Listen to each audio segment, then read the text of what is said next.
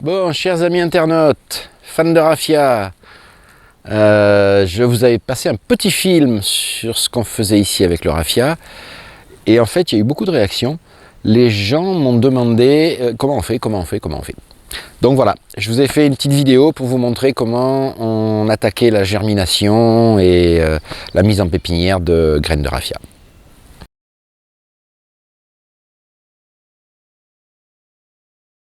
Alors déjà, pour obtenir les graines, le mieux, franchement, au début, c'est de se déplacer, d'aller voir sur site, de chercher des arbres, de chercher des chapelets de graines et de vous faire descendre des graines. Là, vous serez sûr d'avoir des graines de qualité qui n'ont pas traîné au sol, qui ne sont pas pourries, qui sont parfaites. Bon, une fois que vous avez collecté vos graines, vous ramenez ça chez vous. On commence par les immerger. On les laisse à tremper pendant au moins 3 jours, complètement immergés sous l'eau.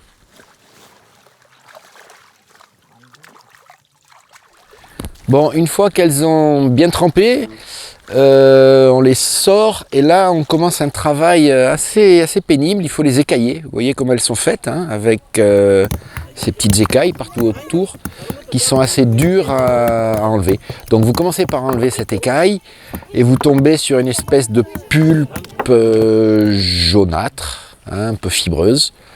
Là c'est pareil, il faut gratter cette pulpe. Une fois qu'on a enlevé les écailles, on gratte la pulpe.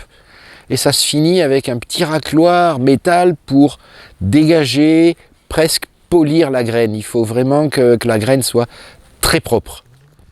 Alors une fois qu'on a cette graine qui est déjà très propre, très dure, on s'aperçoit qu'il y a encore une petite couche vernissée qui recouvre entièrement cette graine-là.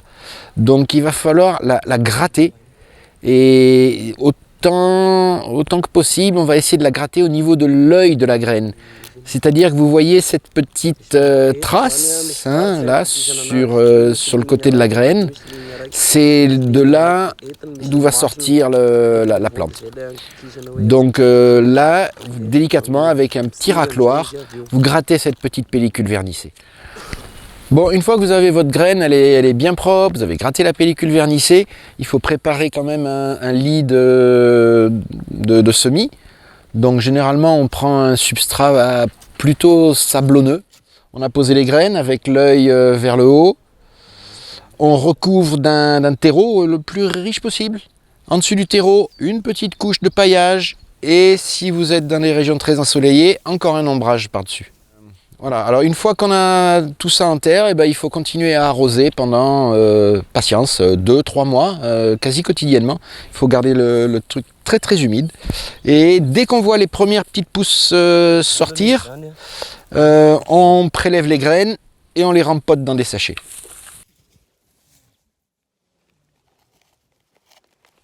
Voilà, bon, une fois dans les sachets, c'est pas compliqué, hein, on continue un processus normal.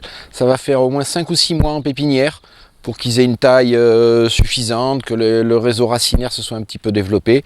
Et là, vous pouvez repiquer. Ben voilà, c'est tout pour le raffia du jour. Salut!